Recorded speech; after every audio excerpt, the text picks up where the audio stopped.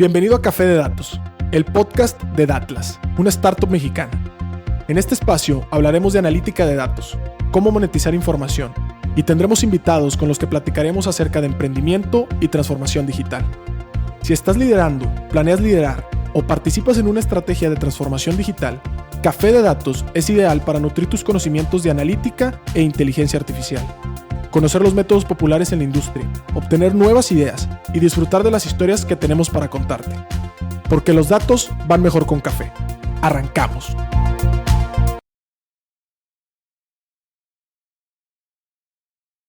Bienvenidos a Café de Datos. En esta ocasión tenemos el gusto de presentar nuestro cierre de temporada y verdaderamente estamos muy agradecidos a todos los que nos han seguido. Ya tenemos más de 2.500 seguidores de más de 10 países, principalmente todos hispanohablantes. Entonces hemos estado creciendo con ustedes. Recuerdo cuando teníamos los 25 primeros plays, ¿te acuerdas ese del primer capítulo? Y ahorita ya estamos rebasando los 2.500. Claro. Pues bueno, nada que nada, le quiero dar entrada al nuevo capítulo, el capítulo de cierre de temporada que es bomba. Ya lo estuvimos calentando mucho desde los episodios pasados, pero verdaderamente tenemos ahora sí un rockstar. Pero antes de eso, César, ¿quieres tomar la palabra para dar unas palabras sobre lo que hemos llevado recorridos? Claro, sin ponernos nostálgicos ni nada, pero pues muchísimas gracias por el apoyo. Creo que ha sido bastante buena la respuesta, ha superado las expectativas que hemos tenido.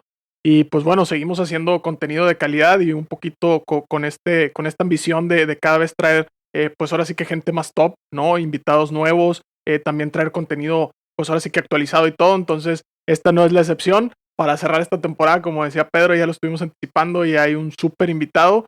Y pues bueno, muchísimas gracias, a seguir apoyando y esperen esta segunda temporada que ya estamos cocinando ahí con todo. Así es, nuestro invitado de hoy, lo vamos a repetir en inglés, pero haciendo honor a nuestra lengua madre, vamos a decirlo en español, se llama Sasha Trubetskoy, es un personaje ruso muy famoso, geógrafo, es de nuestra edad, es decir, es millennial, pero de cierta manera ha tenido un desarrollo y una muy bonita carrera en todo lo que tiene que ver con ciencia de datos y sobre todo ciencia de datos aplicada en mapas. Entonces le damos la bienvenida, vamos a cambiar de idioma, recordando que siempre grabamos en español, pero en esta ocasión haremos esta excepción por ser un cierre de temporada y por ser un personaje que, bueno, pues finalmente no habla del todo bien español, así que preferimos hacerlo en inglés para que se entienda perfectamente. Hi, my name is Laura, and I will explain some concepts during this podcast. Okay, so thank you, and welcome to the first episode of podcast Café de Datos. This is our first episode ever on English, and we translate this episode because we have a very special guest that we are going to introduce in a few moments. But before that, I also want to give a specific time to Cesar. Cesar, how are you? Hey, very excited because this is the final episode of this first season. So our first international guest. It's an honor. You know, we have this great guy. It's a super data scientist.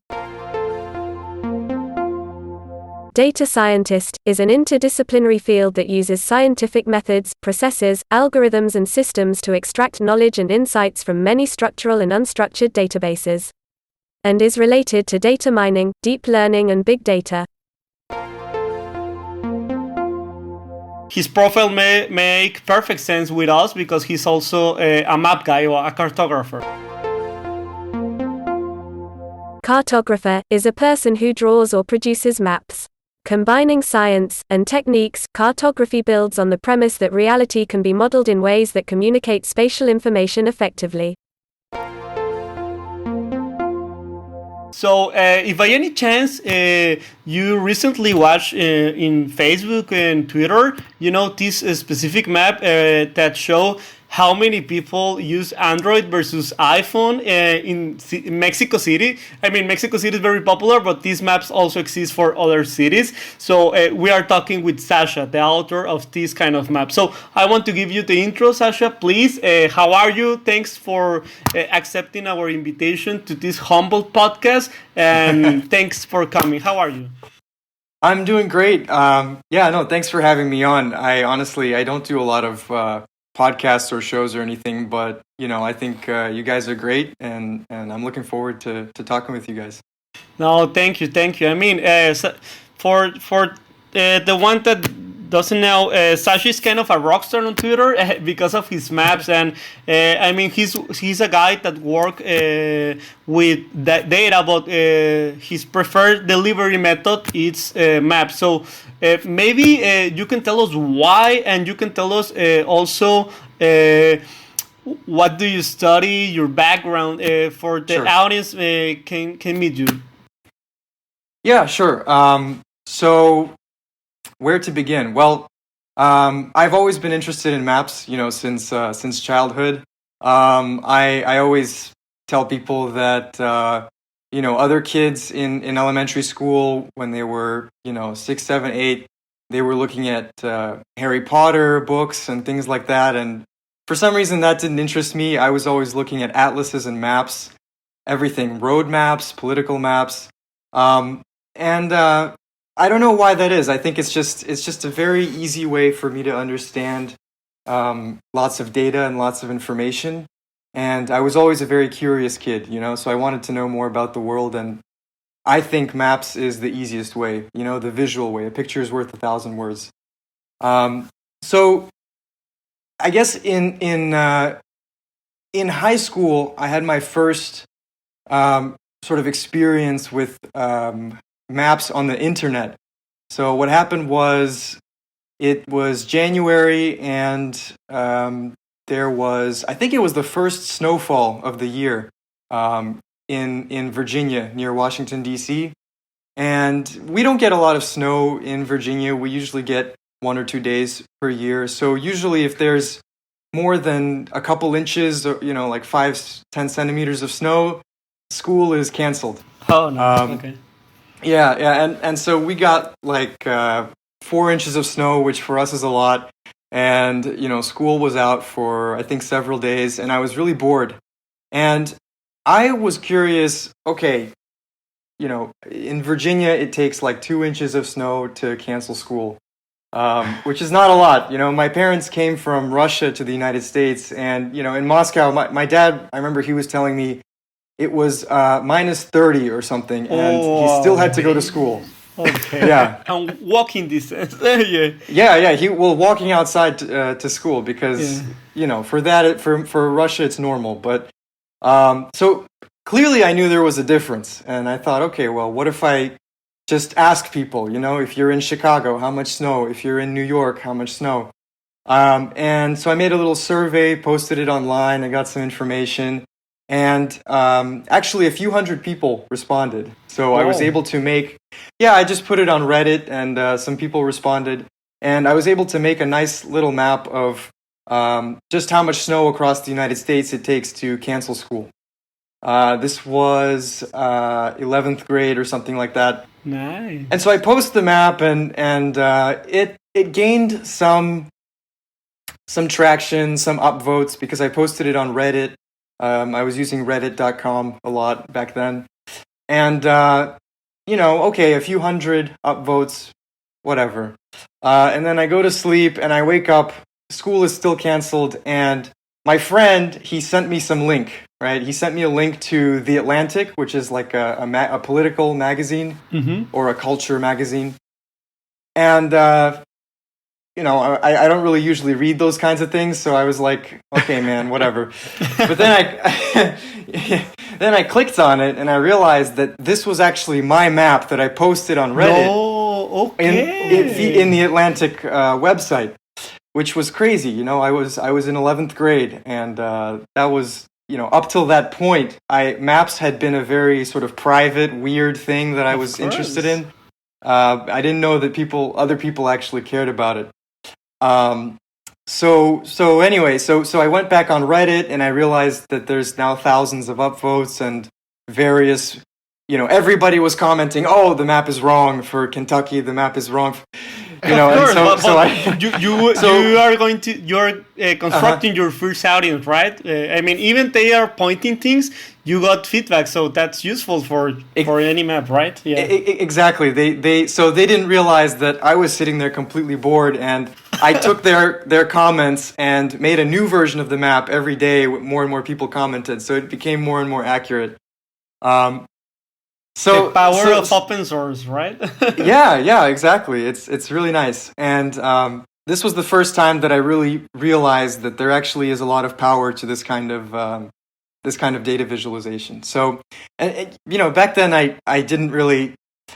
I made the map. I remember somebody from Yale emailed me after I made the snow map, and they said, "Where is your data set? Can I see your shapefile? Can I see your?" And I didn't even know what a shapefile was. I had to say, "Oh, I'm sorry, there is no data set. It's just I just kind of looked at it and click, Microsoft Paint type of thing." My methods were very primitive back then. And since then I started taking it more and more seriously. I learned about GIS. GIS, a Geographic Information System, is a conceptualized framework that provides the ability to capture and analyze spatial and geographic data. GIS applications are computer-based tools that allow the user to create interactive queries, analyze spatial information output, and visually share the results of these operations.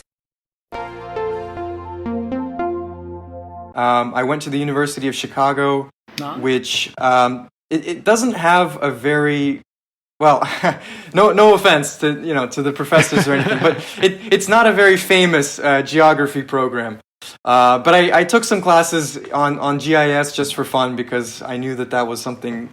You can't use Microsoft Paint for the rest of your life. So I took classes on that, but my major was statistics. Mostly because I love geography. I love the connection to history, to people. But I was looking ahead and thinking about kind of, what would help me get a job. And I thought statistics is very useful, when it comes to data, working with geographical data. So I majored in statistics and graduated last year. And nice. Congratulations. At this point, thank you. At this point, I'm working and I'm sort of a freelance consultant, I guess. It's a little bit chaotic, but this social media presence has helped me, get connections and gain clients and things like that. So hopefully that's a little bit of a backstory. I don't know where to go with that, but nice answer. That's a very good one. Mm-hmm. Yeah, a lot of geographers get inspiration or motivation from books, and I learned from a friend that studied geography in UT Austin, University of Texas, that he get motivated regarding a small book that is The Art of War, right? Where the author tell you have to know or to understand the place or the landmark of your enemy to better fight. Yeah, right. Yeah. Sure. I actually haven't read it though. I didn't know that. Maybe I'll read it now because it says something about geography. Yeah. It sounds very interesting. Has some kind of reference. I don't know, Cesar, if you want to make the next question or to dig in. Yeah. I mean, I also read the Art of War, but the next question is regarding Sasha. You were talking about the thing as of I began, as you just told us, with paint. Right? And then there was this sophisticated terminology or concepts like shapefiles, like G's. So in this case, the next question is regarding what or how was it the before and after in this studies that you had in statistics regarding your knowledge around these type of things, like the geographic analysis of the data. I've learned a lot over the last 4 or 5 years, and it kind of goes across different categories, but I think it's all related. So you mentioned GIS or geographical information systems. Essentially, I remember wondering as a kid, when you're drawing a map, how do the atlases always draw the exact same coastline precisely every single time? Yeah. And I was really puzzled because I thought if you draw it by hand, it's going to be a little bit different each time. But I learned that actually there's a special kind of computer files that contain this information, which are called shape files. And there's also sort of, I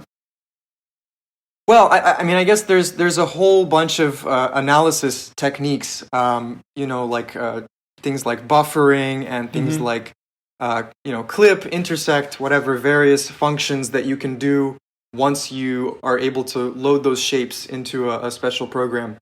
So I learned about that. So that was sort of the GIS component. The second component was statistics, and I'm very glad. So the University of Chicago, their statistics program, I think, emphasizes sort of rigor, and you have to prove everything. So they don't just say, okay, here is the normal distribution, for example.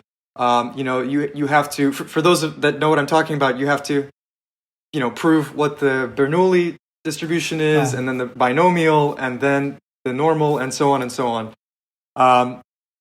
So that was very helpful from a statistics standpoint. To be honest, I've yet to really use all of that in my mapping. Oh, okay. I think I found that once you, you guys have more experience than I do, but once you go out into the real world, I think oftentimes the solutions are very simple, or involve complicated combinations of very simple things, like just z-score or just raw probability. Maybe sometimes you do some kind of regression, but it's always just going to be like a linear regression or something. And I think this has to do with the fact that once you get real clients, they don't have degrees in statistics. And if you have to explain things to people, it has to be on a very basic level. If I can interrupt, that's a very sweet spot. I mean, it's the same thing with every of our clients. We can develop super smart models, but they are going to be like black boxes. And you don't want to have a black box because they have to explain the results, and they have to get insights. And you are going to facilitate that insights with your model, not to make it shadier or make it, more hard to understand. So I think we have a common point in that, and it's very interesting the way you tell us. Mm-hmm. Yeah, if you're building a tool for someone, then you have to make sure that they're going to be able to actually use it. I worked many summers as just a research assistant in academic departments, and there it's like it's actually okay to have a complicated model because that the people reading the research papers are going to be experts and specialists. But as soon as I left that environment, I realized that usually the simpler the better. But I still really appreciate that there's sort of a hardcore background that I was given, because I think there is something to the fact that if you understand something, if you can prove something from the very beginning, it's much easier to explain to people. It's much easier to make intuitive connections. So I think there's still some value there. So statistics is the second part. The third part is programming.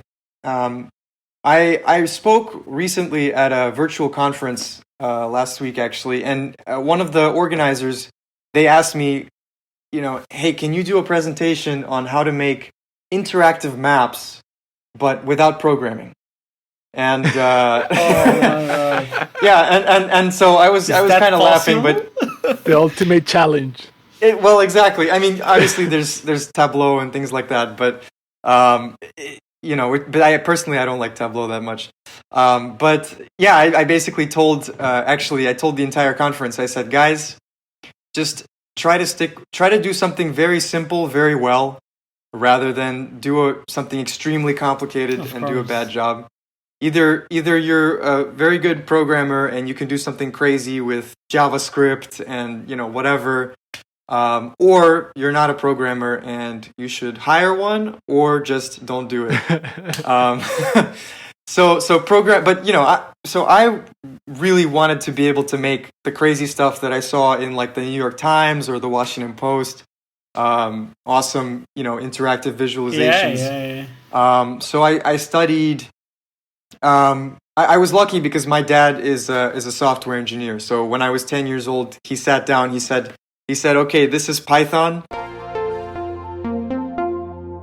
Python is general-purpose programming language. Created in 1991, Python's language constructs and object-oriented approach aim to help programmers write clear, logical code for small and large-scale projects. I didn't understand anything. I think he was a little too ambitious with that, but I think that something stuck in the back of my mind. So in college, when I revisited Python, which is the main language that I use, it was a little easier maybe to catch on. But Python, JavaScript. I studied D3, which is very annoying in my personal opinion.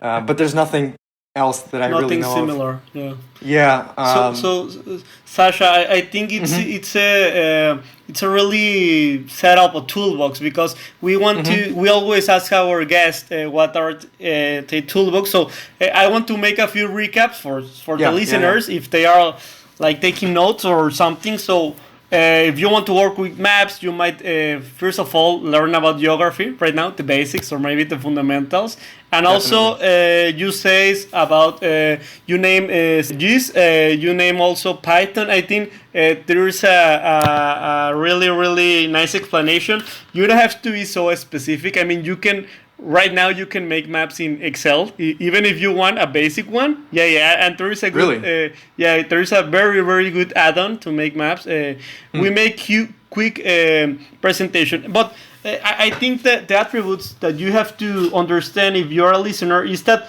you can make maybe two type of basic maps: the maps that are like a photograph, that are static, or this kind of map that Sasha was telling, like if you want to make something like the New York Times or this kind of endeavors that develop super complex histories, because the map is right now a video and you can watch information, I don't know, like from temperatures or from people in COVID 10 months ago and right now. So that's a new kind of area, but I want to turn the question, because we have a follow-up question and we have time. Of course.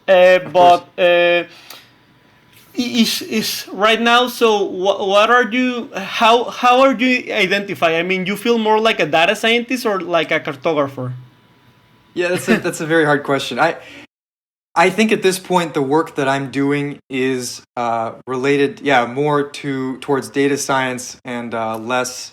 I spend less time thinking about design and how the map is going to look on a detailed level. So I think what I do is closer to data science, but I don't think there's actually that many people who are pure cartographers anymore. I think that's almost like, to me, that would almost be like a dream job, because you don't have to, there's no bugs, there's no coding, you don't have to do anything. All you do is just sit there and try to make it look as beautiful as possible. But, the reality is that unless you're very, very lucky and you're some kind of very famous designer, if you want to provide value to a client or to an employer, you have to do sort of, the front end and the back end. So you have to do the data science as well.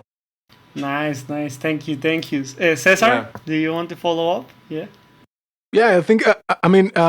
I was thinking back in my head. You mentioned the complex world that they teach us on university, on the school, and then you go to the real world, and it's kind of awesome, or it's kind of like a surprise to see that in the real world the problems are solved with pretty easier solutions or pretty basic solutions. So in that specific case, I want you to talk with us about what was one of the main challenges regarding the freelancing, the consultancy that you have. that you can solve with the statistics? I mean, the easiest example that you can give the audience. Well, yeah, I mean, there's a whole range of challenges and sort of tasks that you come across. The easiest for me is just, somebody says, hey, can you, the data's already there. Maybe it's a spreadsheet with coordinates, and they say, hey, can you show me how many, I'm trying to think of how many stores are there per state or something. Okay. And so all you have to do is figure out a way to get those points, join them onto the shapes of the states, and from there you just make a simple map of, red is more and white or something is less. So that's something very basic. Things involving counting, things involving maybe the data is already joined onto the shapefile, so you just have to throw it into QGIS, which is a very useful program, and just visualize it from there. I think the next level up is but still relatively basic from a statistics standpoint, is let's say you have a bunch of measurements over time. Even let's say just one store, the number of customers. You have the number of customers per day, and the question is, how do you identify days where there are a lot less customers or a lot more customers? So maybe with one store it's kind of easy because you can just make a line chart and look at it and say, oh, there's a spike or there's a dip. But if you have a lot of stores, you have to come up with an actual method. So, for a statistician, it's a piece of cake because you just subtract the mean and divide by the standard deviation. And that's what we call a z-score. And, so now you have a measure of, is there a very unusually high or low number of events or people or whatever associated with a location. So that's kind of the next level up, and you can keep going from there, Yeah, you can keep going up until you have the Android versus iOS map. So in this case, can you elaborate around this project, how you build up? Yeah, and let me make one more point. If you can talk about your research, because right now you have been talking about what can you do when the data is ready, but I think this particular map gives you more hard work because you have to make some extra research, maybe understanding the each city that you developed that map. Yeah. Well, funny enough, I think it's actually an example of a very simple exercise. Although the results are definitely very stunning and very interesting. So for the iPhone versus Android maps, really it's as well, the basic idea is very simple. You have a bunch of dots. You have literally millions of coordinate pairs, and you just throw all of them onto a map. And red is iPhone, and blue is Android. There are some. So for example, if it's Monterrey, like I don't have to understand anything about the city. In fact, I think I understand more now after looking at this map. Based on the pricing for iPhone versus an Android tends to be cheaper. There's a few challenges with cleaning things up. But it's just sort of to make it look nice. It's not really a statistical challenge or a methodology challenge for this particular map. So, random fact: people tell that in Mexico, I don't know if you know, but the rich part are always oriented to the west, right? I don't know why. Oh, yeah. I don't know why. I mean, but it's there's a theory. Because I heard about this from. I don't know, somebody replied with a link, and the same is true actually in U.S. cities as well. Okay, yeah. And so this is the crazy theory. I thought it was really cool that in the northern hemisphere, the wind usually blows from west to east. Okay. And so if you have factories or if you have air pollution, the western part of the city has cleaner air, and all the factory smoke goes into the eastern part of the city. And now we solve it. So in industrial, so, Philadelphia, New York, San Francisco, I think that explains it. I don't know to what extent, I'm sure, well, Mexico, I guess, has a lot of manufacturing, so maybe I think it could still apply there. Yeah. But I thought that was really crazy. I would have never thought of that. That was, my mind was blown. Really, really interesting. So it's a nice project. Right now, I don't know if it's okay, but behind this project is what we can call location analytics, because you are working with coordinates that help you to locate in a specific point at certain resolution that data. Right now, the data was a given point categorized by Android or iOS users. But I don't know if you can dig more, or you can elaborate more on what else you can do with location analytics regarding to the descriptive or predictive part of the equation, please.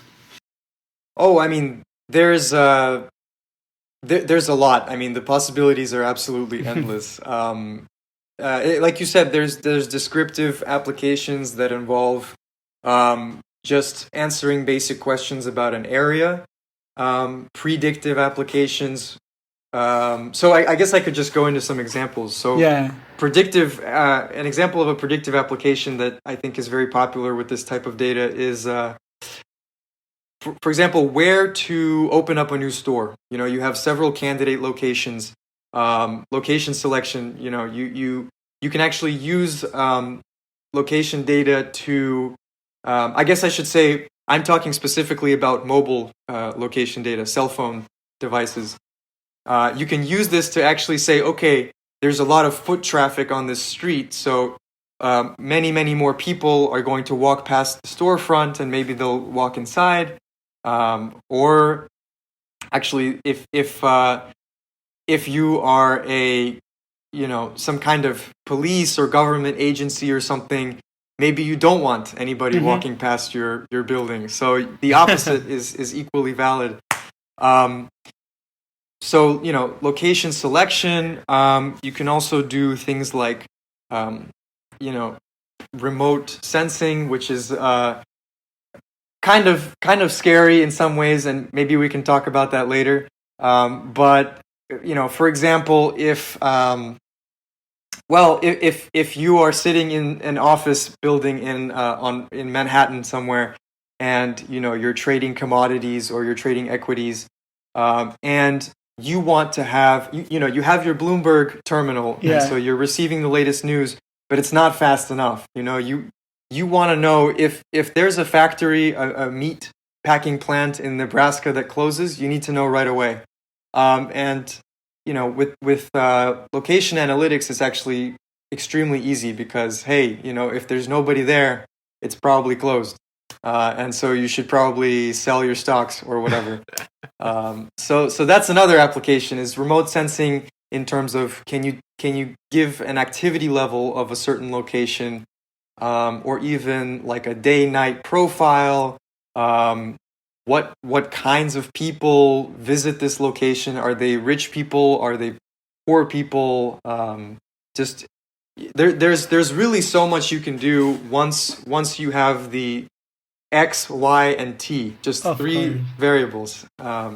It's the holy grail.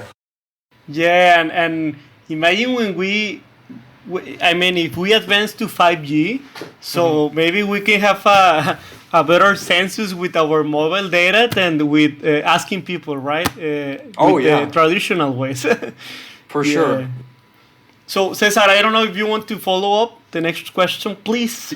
Yeah, I mean, first of all, I love the example from the finance sector, because I studied finance, and there's a pretty funny story, or I don't know if it's a myth, but there was back in the day some analysts and people that move and trade stocks and everything like that used satellite image of the parking lots of the main, so based Walmart, so based on the amount of cars that the image capture on the crazy, they moved the stocks. So it was pretty good, and it was pretty fun. Yeah, and satellite imagery is, as some listeners might know, is very, very expensive. But with location, if you actually have people's locations, not only is it typically less expensive than satellite imagery, it's actually more accurate because, because it's you have more temporal resolution.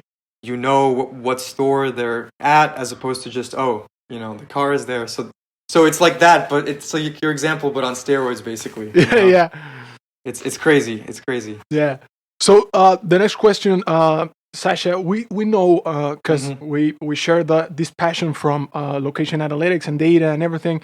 So when you're using or trying to do analytics on data that has a location, you have this challenge of getting like the coordinates or the address on one hand, and on the other hand, you have this challenge of using these traditional statistics methodologies and everything like that in order to fulfill the ultimate challenge about the business or the location you need to select and everything. So if you can elaborate around the three main challenges that you encounter working with this data, and how the people that are listening to us can work around these challenges. Well, I think actually one of the biggest challenges happens before I even see any of the data. So I think one of the biggest challenges is data availability. Oftentimes, it's very hard to get the exact type of data that you want. Or maybe the data. So either it doesn't exist, or it exists, but it's in some kind of private database, and it might be too expensive, or you don't know how to reach the person that has it, and so on and so on. So availability is a big one. How to deal with that? I think, I think a lot of the ways in which I was able to sort of move forward in my career is thinking of clever ways to, we don't have this data, but we can use this other data that we do have. Like a proxy, right? Yeah. Like a proxy to measure what we want to measure. So, for example, I was doing an assignment, and they wanted to know basically the income levels in Bamako, which is the capital of Mali in Africa. Yeah, and so the last time they had a census in Mali was, I think, 1995 or something. The data is absolutely horrible. They had one of their solutions was literally have people on the ground with clipboards walk around and ask a random percentage, and of course nobody wants to talk to Westerners with clipboards and stuff like that. So my solution to that basically was, what do we have? We have satellite imagery of the city. So you can actually go through, and this is no machine learning or anything. This was before I really knew how to do this stuff. But look at how many trees, how many cars, and how many swimming pools there are. And the swimming pools is a big one because if you're in West Africa and you have a swimming pool, that's a big deal. It's probably you're probably living comfortably there. So I actually went through and I marked each swimming pool, and there were, I believe, 1,200 swimming pools in the city of Bamako, which is more than I expected. Wow. Private swimming pools. And you label it? You label it, or you use a system to label? Just manual labeling. So I actually click, each swimming pool. And but the result was really cool, because once if you aggregate this data on a larger grid level, you actually get a very nice map of where the wealthier residents live, if you believe the assumption that a swimming pool is a wealthier resident. So that's one way that you can get around this kind of data availability problem, is figuring out, or hiring someone who can figure out how to use a proxy or use an alternative data set. So that's kind of the first problem. The second challenge is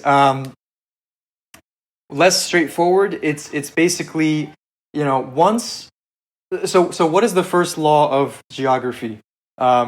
in any geography program, one of the first things you learn is the first law of geography, which is things that are closer together are more similar.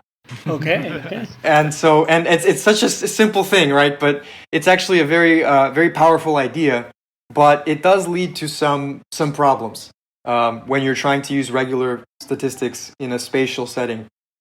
So one of the biggest things that spatial analysts always talk about is something called autocorrelation, which basically just means that because two values are located close to each other, you can suspect that there might be some kind of causal relationship between the two, of course, meaning that your samples are not independent anymore. So they're no longer random. So that violates one of the fundamental assumptions that you need to have when you're doing statistics. So there's lots of, I guess you could say, rather complicated ways of getting around that. And this is there's sort of a set. This is a problem that's been solved essentially from a mathematics standpoint. So I think if you're just somebody who's working with an analyst, or if you are an analyst, you just open up a textbook. That's how you solve that problem. is just look at the accepted methodology. But it's very important, because a lot of people think, oh, I have a bunch of points distributed through space. Okay, I can just run a regression. Yeah. And it's important to realize that you can't just do that. You have to account for things like spatial autocorrelation. Another thing you have to account for is, for example, they call it the modifiable areal unit problem. I had never heard about it. Well, it's kind of a GIS nerd thing, but it's actually very straightforward. Basically, just imagine a neighborhood where people live, and your job is just to count how many people are on each block, for example. And if you are the government statistics agency or census bureau, you have to come up with blocks that will serve as polygons, right? You have as the units to summarize. Yeah. And so the problem is that in theory you could your census district can be like this, or it can be like this. It's completely arbitrary, and so this leads to situations where people who, again, just say, oh, I have the data, let's just throw it in Excel, throw it in R regression, they fail to account for the fact that maybe let's say the population isn't evenly distributed within the district, so everybody lives here, and this is just like a forest or something. Maybe they fail to account for the fact that these districts have different areas, very basic things, but I see it all the time. Yes. People, for example, take zip codes like we have in the US and just have, like number of residents per zip code, and they just put it on a map. Except it doesn't work because some zip codes are 10 times as big as other zip codes, so you have to divide by the area. So things like that, and the solution there again is just to ask or hire, or just to, if you're doing it yourself, be very careful and make sure that you're normalizing. Make sure that when you compare two things, you compare them on an equal basis. So that's very important. I mean, if I can give an example, for example, we run a model for getting estimated value of a property. Like the Zillow exercise. Zillow is an American online real estate database company that was founded in 2006. But in Mexico, we don't have that kind of databases. So we built one for Mexico City, for Nuevo León, for Jalisco, the three main states. And we actually prefer to work with geohashes. Geohashes.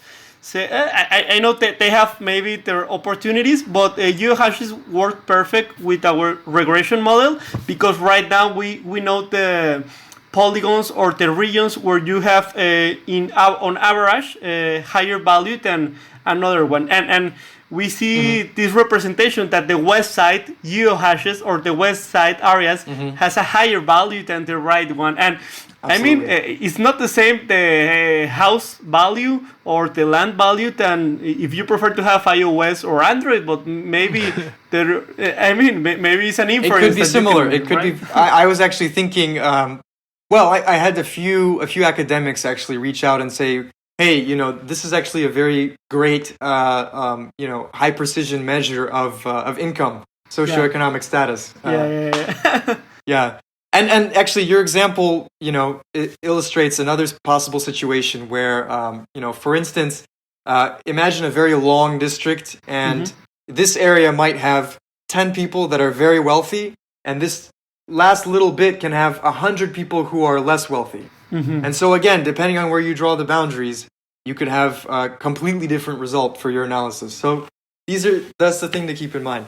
And the third sort of challenge that's, I think, very straightforward is just, these days, I know big data is a buzzword, but honestly, just size of data can be a huge problem.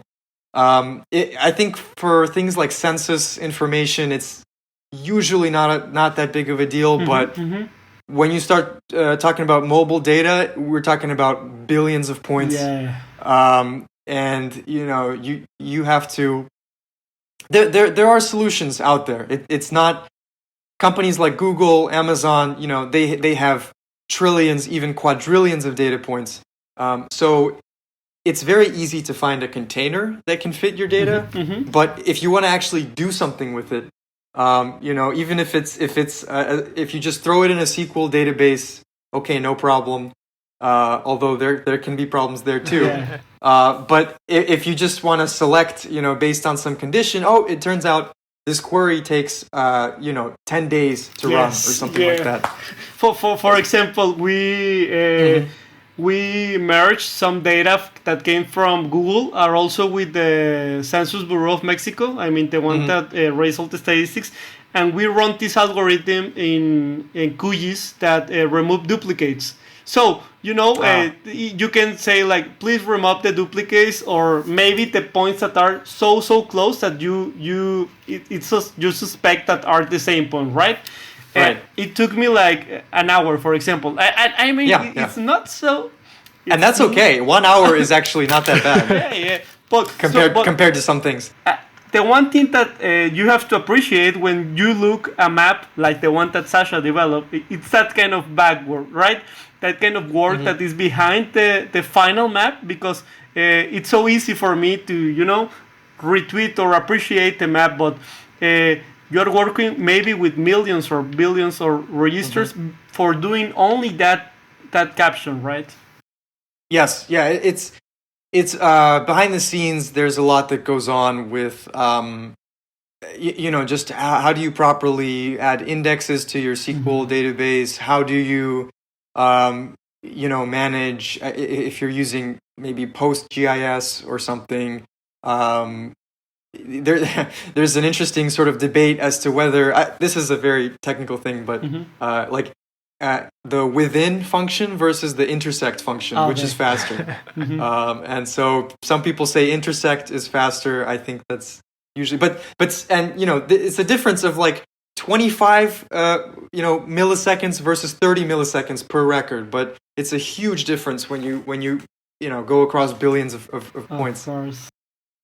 So there's a lot going on behind the scenes, and I think the only way to learn this kind of stuff is just to do it, because I think in a lot of ways, what I find really exciting about this whole area of location analytics is it's very much still developing, sort of as we speak. And so there's, if I'm faced with some kind of problem of how do I handle this really complicated query, chances are no one's ever had this problem before.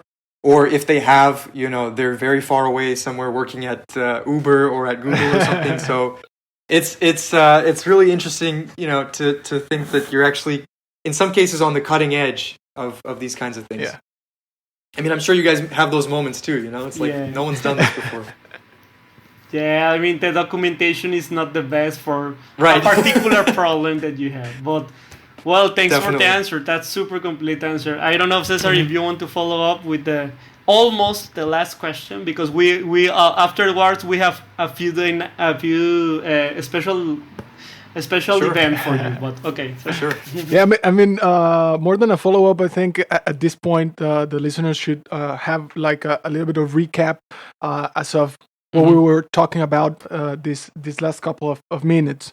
So, Sasha, you just told us about your background, kind of your experience regarding the studying of cartography, of statistics. You also mentioned like the easiest way possible example, like location or data visualization in a map, just like that. Then we deepen up a little bit with the project of the Android versus iOS project, the map from Mexico City. Also, Pedro just shows the picture.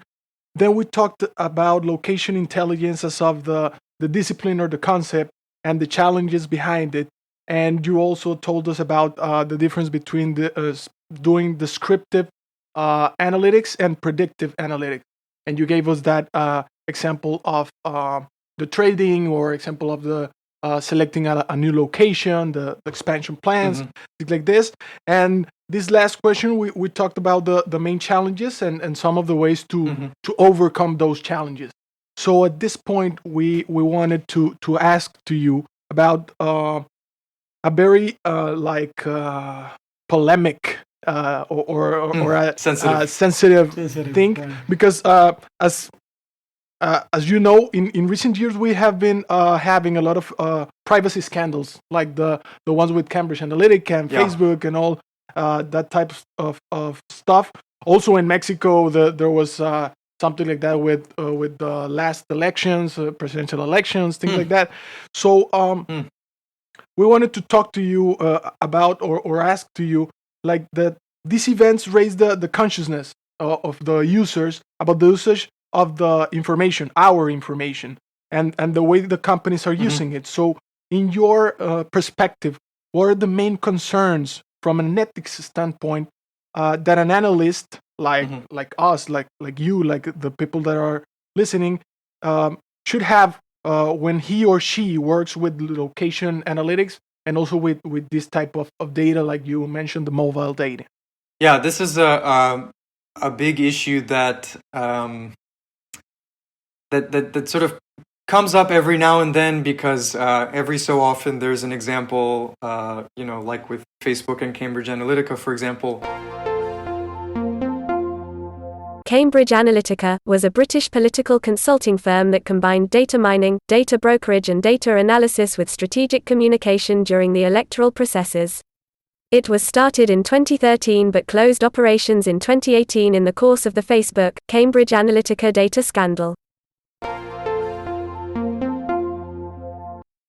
Examples of, I guess you could say, abuse or misuse of people's data.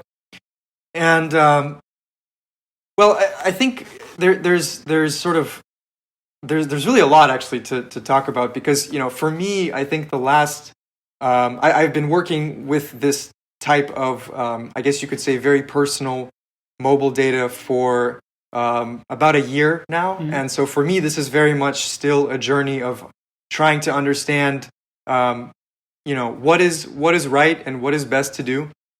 But I think that one of the things that is important to remember is that it ultimately, it like you said, it is up to the analyst. It comes down to do you want to? So the Cambridge Analytica, the reason it was controversial was because of two things, I guess. The first was that people's data was taken without their consent. Yeah. So people signed up to use the app, but even if those people realized that their data might be harvested, they didn't realize that their friends' data would also be taken. Yeah. And I think in that case, it's clearly unethical, because, people should be informed when their information is collected in some way. And the second thing with Cambridge Analytica was that that data was then used in a political context to potentially influence an election.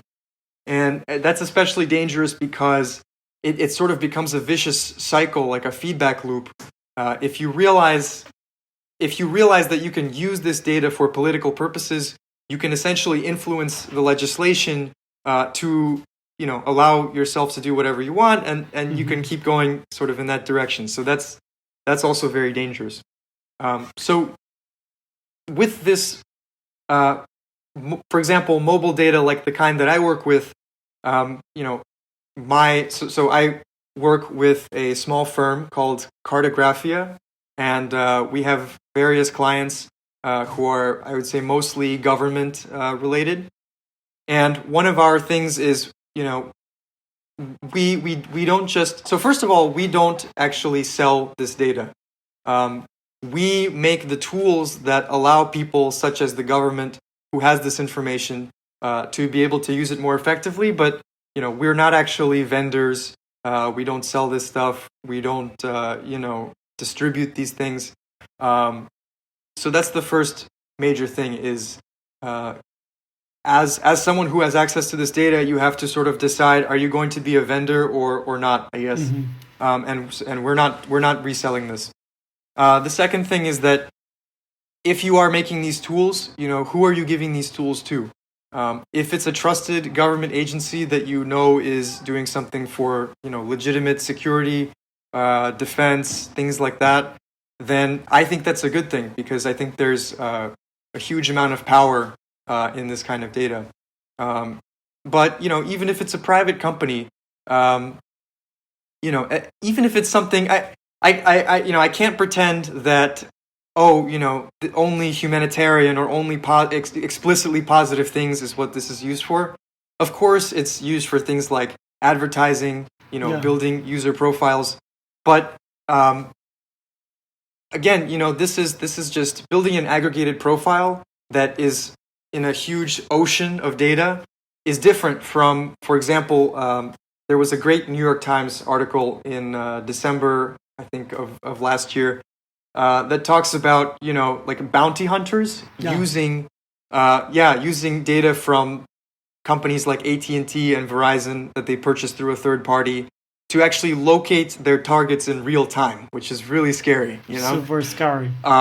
So there's a huge, I think, difference between singling out individuals as opposed to can we do something in aggregate where actually the incentives are set up so that the analyst is not actually interested, or not able to track down a particular individual. So things like data anonymization is also very important. But lastly, I think in light of all the sort of potentially sort of dangerous applications, there's also, I think, an equally large array of very beneficial applications to this kind of data now that we have this power to actually know people's location. So one of the things that actually my company is working on is we are analyzing evacuation routes for a hurricane. So, there was a huge problem. Well, actually, this happens all the time. Basically, whenever a hurricane is I'm sure you have a huge problem in Mexico as well, but in the U.S. with Florida, there's only one or two highways that actually connect South Florida and Central Florida to the rest of the United States. And so there's always, 10-hour-long traffic jams every time there's an evacuation order that's issued. And if you can measure where people are getting stuck, where people's origins and destinations are, you can actually work some magic and create evacuation routes that allow for more efficient evacuation of people in a hurricane. You can also locate affected areas in an earthquake, for example. There was not our company, but there was a different group that used it for, I think there was an earthquake in Indonesia, and they were actually able to find people that were trapped based on the cell phone signal. And so there's a lot of good, I think, that can come from this. Yeah, I think in our case, Pedro and the team also developed a rescue model for COVID-19 here in Nuevo León in order for the authorities. Contact tracing. In order for the authorities to realize where were these people that they call the more risky people, and to do or to develop this kind of plans in order to attack or to respond in a better way or in a more efficient way to the pandemic. Definitely.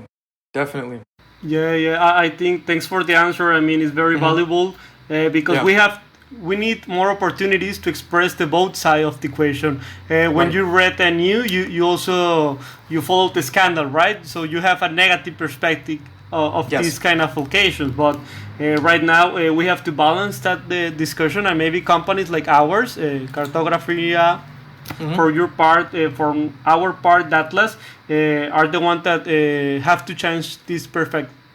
Yeah, and if I can jump in, I think to be clear, I think there should be laws, actually, legislation that prevents or does something against the abuse of this kind of data, because it is true that currently there is very little to stop somebody like you or me from misusing this information. So I think it's very smart.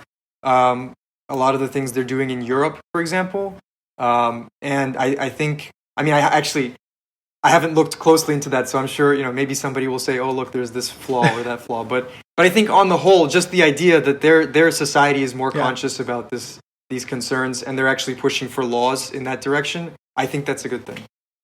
Of course, it has to be in the agenda, or maybe in the next president agenda. You have to talk about it. So we are going very close to our time. I want to make a specific notation.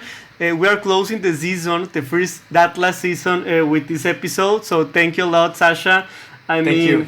In the past episodes, we have people from IBM, people from retail companies, expert from data, and right now, I mean, it's a perfect way to close this season. So now let's let's be some futurist. I want to know, how do you think the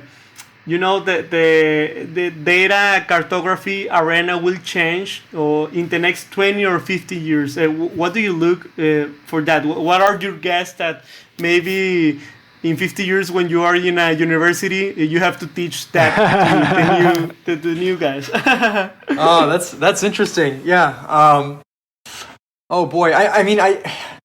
The thing about the future is that it's very hard to predict, and as people who work with statistics, I think we know this. But I think I kind of see two extremes, I guess, or two versions of what could potentially happen with the location analytics space and things like that. I guess first I'll answer just you asked about geography in general. And I think the answer there is pretty clear. Have you guys heard of Data Wrapper? Nope. No. There's an excellent website called Data Wrapper, like WRAPPER. Actually .de. It's a German group in Berlin. Okay. And they did something that I always wanted to do, which is create a website that allows anyone to just have a CSV file or just any kind of data file. You throw it in there and it gives you a map. It's almost no there's no ArcGIS, no QGIS. Okay. Yeah, so you guys can try it out. I mean, this is I'm not paid by them or anything, but they genuinely are the only people out there that I know of that allow this kind of capability for very basic charts and maps, but it takes care of most of your needs. So that, I think, is sort of like not a microcosm, like a vision, I guess, of what is going to happen in the future, where you're going to have increasingly simple to use tools that allow anybody to create any kind of map or any kind of chart with minimal effort, and requiring less and less knowledge, which of course I think on the whole is a good thing, because it allows more and more people to effectively communicate their ideas and gain insights from data. But of course, there's always the downside of people who, again, just kind of blindly run the model or blindly make the chart and don't think about what are the concerns, with what is your X and Y axis? Is the data normalized? So there's pros and cons, but I think in general, this kind of stuff on the whole, is very beneficial. And I think it's only going to get more and more sophisticated. I think QGIS, we're going to look back, I think, in 10 or 15 years at QGIS and be like, wow, I had to do all of that by hand. This is ridiculous. Yeah. But I think with the location analytics, it's, like I said, there's two paths, I guess, depending on basically. Well, so one thing that I failed to mention so far is, we talk about people being conscious of how their data is used and things like that. But I think that one of the things that people fail to mention in this discussion is that when I talk to my close friends, they all believe the same thing. They say, okay, we need laws to protect individuals. We need maybe even something where you get paid for your data. I think that Andrew Yang was famous for proposing something like that in the U.S. But when you talk to people who are outside of the intellectual community, actually a lot of them don't really care that they're being tracked, because their belief is that, I'm not doing anything wrong. I have nothing to hide. I don't really care. Whatever. It's like a currency. It's like your exchange rate. If you want to have a free usage for WhatsApp or for Facebook, maybe the way I can pay for that service is my data. So I don't know. I heard that many people think like that, right? Yeah. It's and that's exactly the model that they already use, except you're not being paid at all. So the price for your data is zero, which is, I believe, not the correct price, because they're clearly, So the question is, are people going to become aware of this? And if they are aware, there's the extra step of, are they, does that actually seem unfair to them? And I think, I guess, unfortunately for people who, hold my opinions, I think most people actually don't care, and that's, so the dystopia, the dark version is, the surveillance capabilities are increasing year by year. I mean, you mentioned 5G. 5G receptors have to be at most, I think, 800 meters apart, which allows you to, we're not even talking about, are you here? We're talking about, like, is your cell phone in your pocket or is it in your hand? You have centimeter level accuracy. So this is 2020. I have no idea what's going to happen in 2050, but I know it'll be even more sophisticated. So I think the darkest version of events is, if you look at history, if you look at what happened in Europe, for example, when the printing press was invented, suddenly my idea that I have in my head can go to thousands of people with very little effort comparatively. And what happened? Well, Catholicism split. There were religious differences, and actually there was about 100 years of constant warfare, and millions of people died. Yeah. And I don't think that it's out of the question that with something like, the internet and something like these data monitoring capabilities, if people don't learn as a society how to deal with these new capacities, there could be a boiling point where, a restart is required. Kind of like what happened in the United States, where it was, one of the first countries that actually had a Bill of Rights, or the French Revolution. They decided, okay, these are the basic minimum things that we're going to give to all the citizens. I think in the darkest timeline, there's some kind of armed, violent struggle, and people have to say, okay, we're starting from scratch, and this time, now you can't take the data for free. You can't track people. Privacy. I think. I hope that doesn't happen. And I think that there's like a relatively small chance of that happening. I think it'll probably be a middle path of, a segment of the population that's politically engaged is going to become more aware of this kind of thing. Hopefully, there's going to be some kind of laws or protections, and hopefully also, people like to do the absolute bare minimum that the law requires, but it's up to private individuals too, to make the right choice for themselves. I mean, you have to stop and think, what am I actually doing? Is this good or bad, In some conferences, adding up to your answer, in some conferences, we showed the assistants this calculator from the Financial Times. It's how much your personal data worth. And actually, if you have a database where you can assign, I have age data, I have gender data, for example, and maybe I will add some health issues. I have allergies registers. So that's a big one. The value of I have back pain, asthma, for example. So, you can get at least a notion of how much do you. That's really cool. I love that. I've never seen that before.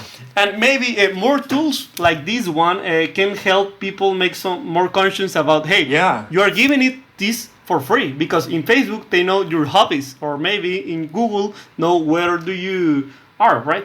I don't know if I can make my personal bet. I don't know, Cesar, but my personal bet in the future is that we are going to have a lot of fun with Mars or with another planets. So imagine that you are in a white paper and you can draw everything and you can develop any new system, like a new GPS, or maybe a new way of making coordinates or whatever. So I think if they make like an open source project of how can you develop geography or data science in a new planet, it will be so fun. So NASA, please, if you can hear us. Elon Musk. That's actually really awesome because I just realized, I think you look at, for example, the settlement of North America, the United States, the American Revolution was actually relatively peaceful. I mean, it was a war, but it was nothing compared to, large-scale conflicts.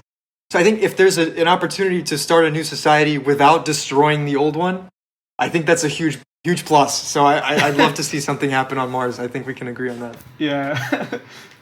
Cesar, I don't know, what is your point of view for the future before we can close the podcast? I think, Mars sounds pretty good and everything, and I think we are closer than ever to populate another planet and everything like that. But I'm curious to see what happens with this one. The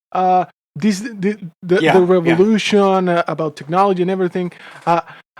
I was or I dreamed about this new reality in a couple of years, 10 years, 20 years, I don't know, in which we are like challenging the landscape of the constructions of the way we live and everything. Imagine your house in the space or in the air. Another house upon the air and the flying cars and everything like that, because that opens up a new dimension of the space in which we can develop a society, and it tackles a lot of issues regarding that space and traffic and everything like that. So I'm eager to see what the future holds. And virtual reality too is not a physical dimension, but it's another way where you can be somewhere, right, without physical space. Or put something. There's a lot of applications. Sure. Yeah, sure. I love it. Thanks for the answer, and thanks for the participation. Right now we are in our last 5 minutes, but before closing, we want to make a few recap, but and a brief rapid fire. So for the recap, we are talking with Sasha. Sasha is a cartographer, and he works with statistics and with maps. He has a lot of cool, nice projects. I recommend to visit his Twitter and his personal webpage. Can you please tell us your maybe where people can find you? Yeah. Sure. Actually, it'd be great if you could pull it up too on the screen. My Twitter is at Sasha_TRUB. I also recommend that people go to cartografia.com if they have some kind of spatial project that they want to work on. I'm always very excited to discuss new ideas with people and new proposals for spatial data projects. You should see it there on the screen. That's cartografia.com. And my Twitter, where I'm pretty active, is at Sasha Trub, TRUB. So, and I do respond to DMs. So if you message me, I'll probably respond to you. Yeah, we can assure that. I don't have that many followers yet, so. No, I mean, 30,000 is a lot. Okay, thank you, Sasha. So, rapid fire overall. Yeah. I mean, the kind of the dynamic is that you give us quick answers. I mean, you don't have Totally. to justify. You just give us your honest opinion. So we will give you a term, and we want to know if you feel this topic is underrated or overrated at the way that you understand it. I mean, we Totally. can say, for example, Bitcoin, and you will say underrated because of this, or overrated because everybody bet on that and not work. Underrated. Perfect. So, I will make my bid, and then Cesar will also make name some topics. So, my first one. What about college or university studies? Do you think it's overrated or underrated? I think it's overrated. Overrated. Perfect. What do you think about nowadays artificial intelligence? Overrated, underrated? Probably overrated. Depends on the context. Okay. Right now, I mean, particularly in America, in North America, do you think it Intellectual changed? discussions, yeah, overrated for sure. Perfect. What do you think about, for example, internet right now? I mean, after 20 years or after 50 years of connection between machines, what do you think about internet? I think it's underrated in the sense that there's plenty of room for new things. Okay, nice. Finally, Google Maps, underrated, overrated. I think it's underrated. Oh, okay. I think it's a very useful thing, and nobody ever talks about it. But there it is. Everybody uses it. Of course, and now you can hire like a backpack where you can map your own house or your own museum, Really? right? Yeah, you can ask. Yeah, not that I don't think I want to do that, but I'm sure some people want to do it. So that's mine, Cesar. Can you follow me? Yeah. I mean, I think we kind of touched the topic earlier, but virtual reality. What about it? What do you think? Yeah, underrated on the whole. Yeah. Okay, and I mean it's Yeah, there's things that it'll never be able to do, but there's huge. It's just the beginning. yeah, and there's also this concept that it's quite similar or quite familiar with this one, that it's augmented reality. No, Augmented reality. Yes. I don't know on that one. I'm not sure. My default response is that it's underrated because new technologies are always underrated. perfect. But I think we're done. I mean, Thanks. Awesome. That was fun. for the I like for that. the rapid fire part of it. But as you know, the name of the podcast is that the coffee. So we would like to ask you, as we ask all of our guests, how do you like your coffee? Black coffee, espresso, cappuccino. So what's your taste? This is interesting, but recently usually I like it black. I don't know. I used to hate it black, and then a few years ago I switched to black coffee, and now I put butter in my coffee. Actually. Whoa! Yeah. Some of the people listening might know this. There's a guy.